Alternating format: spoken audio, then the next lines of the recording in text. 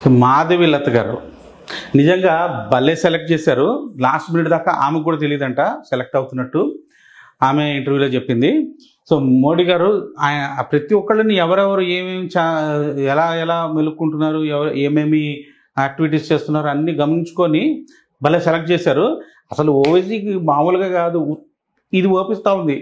అసలు మాధవి లత అటాక్ చేస్తూ ఉంటే వక్ఫ్ బోర్డు ప్రాపర్టీస్ నువ్వు ఎన్ని లాక్కున్నావు, ఎన్ని మసీదులు కొలగొట్టి నువ్వు అపార్ట్మెంట్లు కట్టుకున్నావు, అసలు పస్మాందా ముస్లిమ్స్ని ఏ విధంగా మోసం చేస్తున్నాడు ఓవైసీ ఈ ముస్లిం పార్టీలు అని చెప్పనని, ఈ అష్రఫియాస్ పస్మాందాస్ వీటి డిఫరెన్స్ తెలుసుకోవాలి మన హిందువులు.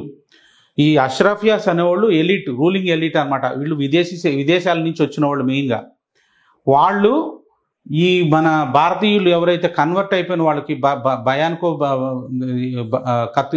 కత్తి చూపించి భయపెట్టి కన్వర్ట్ చేసిన వాళ్ళు ఉంటారు కదా, వాళ్ళందరూ పస్మాందాస్. వాళ్ళని బయటికి పైకి రానిరు. వాళ్ళు ఎంతసేపు ఎంతమందిని అంటే ఎంతమంది కనండి, అది చేయండి ఇది చేయండి అని చెప్పని వాళ్ళని పావర్టీలోనే ఉంచుతారనమాట, వాళ్ళని బ్రెయిన్ వాష్ చేస్తూ. సో ఇప్పుడు మాధవిలత గారు డైరెక్ట్ అటాక్ చేస్తూ ఉంది. అసలు ఆమె చేసే యాక్టివిటీ ఓన్లీ హైదరాబాదే అని అనుకోకండి.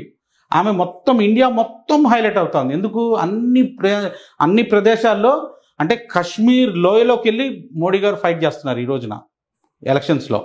అలాగే ఈ ముస్లిం గడ్డైన హైదరాబాద్లో పార్లమెంటు 40 సంవత్సరాల నుంచి ఓవైసీ గెలుస్తున్న గడ్డలోకి వెళ్ళి గుణపం దింపారు మాధవిలత సెలెక్ట్ చేసుకుంటా.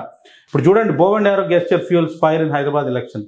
ఇది హైదరాబాద్ ఒకటే కాదు, ఆమె మొత్తం ఇండియా మొత్తం ఫైర్ గా తయారైపోయింది. అసలు నువ్వు ఒక్కసారి ఇట్లా విల్లెత్తి చూపిస్తే దాన్ని కాంట్రవర్సీ చేస్తే ఇక ప్రతి చోట వెళ్ళి విల్లెత్తి చూపిస్తూ ఉంది మాధవిలత. వాళ్ళకి ఎక్కడైతే కాలుతుందో అక్కడే అది ఆ గెస్చర్తోటే చూపిస్తూ ఉంది అనమాట. వాళ్ళకి ఇప్పటిదాకా హైదరాబాద్లో ఎదిరించిన నాదుడు లేడు. ఏదో తూతూ మంత్రంగా నిలబడేవాళ్ళు. వేరే పార్టీస్ కూడా, సెక్యులర్ పార్టీస్ అన్నీ కూడా ఓవైసీ గారిని గెలిపించడానికి కోసం అని చెప్పని హిందువులను నిలిపి హిందువుల ఓట్లన్నీ చీల్చేసి చేస్తుంది. ఇప్పుడు ఈ మాధవిలత ఏమంటుంది, ముస్లిమ్స్ వేకప్ అంటుంది. మీకు అన్యాయం జరుగుతూ ఉంది, ఈ క్యాండిడేటు మీ అమ్మాయిల్ని ఫ్రీగా అమ్మేస్తున్నాడు, వాళ్ళని సపోర్ట్ చేస్తున్నాడు, విదేశాలకి స్టేట్లు వచ్చి విదేశాల నుంచి అరబ్బులు వచ్చి ఇక్కడ హైదరాబాద్లో అమ్మాయిలని, యంగ్ అమ్మాయిల్ని 60 ఏళ్ళు వచ్చేసి 16 ఏళ్ళ అమ్మాయిలని ఎత్తుకొని వెళ్ళిపోతున్నారు. ఈ గ్యాంగ్ అంతా నడిపిస్తున్నా కూడా వీళ్ళ కింద చూస్తూ చూడనట్టు ఉంటున్నాడు, వాళ్ళ వెనక కూడా వీళ్ళే ఉన్నట్టున్నారు అని చెప్పని అనుమానం వ్యక్తం చేస్తూ, మీరు నిద్రలేకండి, మీ ప్రాంతం అసలు అభివృద్ధి చెందాలంటే బీజేపీకి వేస్తే కాశ్మీర్ని ఎట్లా అభివృద్ధి చేస్తున్నాడు మోడీ గారు, ఇక్కడ కూడా నేను అభివృద్ధి చేసి చూపిస్తానని చెప్పని ముస్లిం ఉమెన్కి ట్రిపుల్ తలాక్ కట్ చేసి, ఇప్పుడు యూనిఫామ్ సివిల్ కోడ్ వస్తే ముస్లిం ఉమెన్కి ఏమేమి రక్షణ వస్తుంది ఇవన్నీ ఎడ్యుకేట్ చేస్తూ ఉంది. అంటే మన తెలుగు ప్రజలు ఎస్పెషల్గా ఇటువంటి టాపిక్స్ మీద ఎక్కువ అటెన్షన్ పెట్టరు. అటువంటిది ఈమె అటెన్షన్ తీసుకొచ్చి ఈమె వల్ల చాలామంది తెలుగు ప్రజలు చాలామంది ఆసక్తికరంగా చూస్తూ ఉన్నారు. కాబట్టి విషయాలు తెలుస్తున్నాయి. ఈ వక్ఫ్ బోర్డు తోటి ఏ విధంగా వీళ్ళు మన భూములన్నీ లాక్కుంటున్నారు, ఈ ట్రిపుల్ తలాక్ వల్ల ఈ ముస్లిం ఉమెన్ ఆడవాళ్ళని ఎలా అణిచివేస్తున్నారు, తర్వాత హలాలా అని చెప్పనంటే హలాల్ కాదు, హలాలా అని అంటే ఒకసారి ట్రిపుల్ తలాక్ ఇచ్చిన తర్వాత, అంటే ఒకసారి తలాక్ అయిపోయిన తర్వాత మిస్టేక్ నేను చేశాను, నాకు అమ్మాయి కావాలని చెప్పనంటే ఆ అమ్మాయి వెళ్ళి వేరే ముల్లాగాడు పెళ్లి చేసుకొని వాడు దానితో అనుభవించిన తర్వాత మళ్ళీ ఆడు తలాక్ ఇస్తే తప్పితే వీడు మళ్ళీ చేసుకోవడానికి లేదు. ఆ ప్రాసెస్ని హలాలా అంటారు. ఇట్లాంటి వాళ్ళ కురీతులు ఆ ముస్లిం మతంలో ఉన్న కురీతులన్నిటినీ ఎత్తి చూపిస్తూ ఉంది.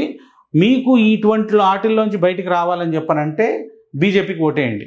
ఈసారి 400+ వస్తే మీకు యూనిఫామ్ సివిల్ కోడ్ చేస్తాడు మోడీ గారు, మీకు రక్షణ దొరుకుతుంది, ముస్లిం ఉమెన్కి రక్షణ దొరుకుతుంది, మీకు ప్రాపర్టీ రైట్స్ వస్తాయి, ముస్లిం పర్సనల్ బోర్డు తీసేసి ప్రతి ఒక్కరికి విడాకులు కావాలంటే జనరల్ కోర్టుకి వెళ్ళాలి. వీళ్ళు ఇష్టం వచ్చినట్టు కట్ అంటే కట్టు, జాయిన్ అంటే జాయిన్ అంటే కాదు, మళ్ళీ కోర్టుకి వెళ్ళి వాళ్ళకి కావాల్సిన పరిహారం కట్టి విడాకులు తీసుకోవాలి. హిందూ ఉమెన్కి ఏ రైట్స్ ఉన్నాయో ముస్లిం ఉమెన్ కూడా ఆ రైట్స్ రావాలని చెప్పని మాధవిలత గారు కొట్లాడుతున్నారు. ఇప్పుడు దాకా ఓపెన్గా ఆ ఇష్యూస్ ఎత్తినోడే లేడు మన తెలుగు రాష్ట్రాల్లో. వాటి మీద అవగాహన ఉందో లేదో కూడా తెలియదు. లేకపోతే వాళ్ళకి కొలాబరేటర్స్గా తయారయ్యి ఆ ముస్లిం ఉమెన్కి అన్యాయం చేస్తున్నాం మన హిందువులందరం. ఎందుకంటే మనం అందరం యునైట్ కాకుండా ఆ ముస్లిం ఉమెన్ సఫరింగ్కి మనమే కారణం, మనం యూనైట్ కాకపోవడానికి కారణం. ఎందుకంటే వాళ్ళకి అట్లాంటి లాస్ ఎవరు క్రియేట్ చేశారు? నెహ్రూ, గాంధీ ఫ్యామిలీ. అంబేద్కర్ రాసిన రాజ్యాంగంలో లేదా ఇవన్నీ తర్వాత తీసుకొచ్చాడు నెహ్రూ.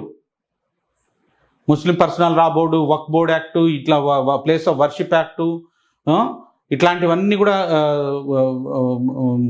ఫ్యామిలీ లాస్ ఇవన్నీ కూడా నెహ్రూ తర్వాత తీసుకొచ్చాడు. అంబేద్కర్ ఇట్లాంటి చెత్త పనులు ఎప్పుడు చేయలే. ఓకే, అందుకనే ఆర్ఎస్ఎస్ వాళ్ళు, బీజేపీ వాళ్ళు అంబేద్కర్ని కూడా చాలా గౌరవిస్తారు. ఎందుకంటే ఆయన ఆధ్వర్యంలో రాసిన రాజ్యాంగాల్లో ఇవన్నీ లేవు. కాబట్టి ప్రతి ఒక్కళ్ళు బయటకు వచ్చి ఎండ అనుకోకుండా గొడుగు పెట్టుకొని వాటర్ బాటిల్ తెచ్చుకొని ఆ రోజున ఎలక్షన్ రోజున ఎర్లీ మార్నింగ్ వచ్చి ప్రతి ఒక్క హిందూ ఓటేయాలి సార్. ప్రతి ఒక్క హిందూ ఓటేయాలి. మాధవీలత గెలిపించగలిగితే 15 సీట్లు వస్తాయి బీజేపీకి, 15 సీట్స్. సో ఇదంతా మీ చేతిలో ఉంది బాయ్. 5.5 లక్షల ఓట్లు, దొంగ ఓట్లను తీసేశారంటున్నారు. So this is the chance for Hindus in old city, plus for Muslim women, specially for Muslim women. So Muslim women కూడా మాధవీలతకు ఓటేయండి. ఆడపిల్లలు ఉన్న తల్లిదండ్రులు కూడా మాధవీలతకు ఓటేయండి. మీ పిల్లలకి రక్షణ దొరుకుతుంది. ఈ రోజున మెల్లగా ముస్లిం సమాజంలో కూడా మోడీ గారు ఏం చేస్తున్నారనే అవగాహన పెరుగుతుంది. ఇప్పుడు కాశ్మీర్లో చూడండి, కాశ్మీర్లో ఎంత అభివృద్ధి జరుగుతోంది. ఇప్పుడు పాకిస్తాన్ బడ్జెట్ అంత ఈక్వలెంట్ బడ్జెట్ ఉత్త కాశ్మీర్కి పెడుతున్నారు. ఇప్పుడు పాకిస్తాన్లో ఏడుస్తున్నారు, మన బడ్జెట్ అంత ఉంది, ఉత్త కాశ్మీర్ బడ్జెట్ అని చెప్పి. సో మీరు మోడీ గారికి అండగా నిలబడితే మీ అందరి జీవితాలు బాగుపడతాయి. ముస్లిమ్స్కి కూడా చెప్తున్నాను నేను. జై హింద్.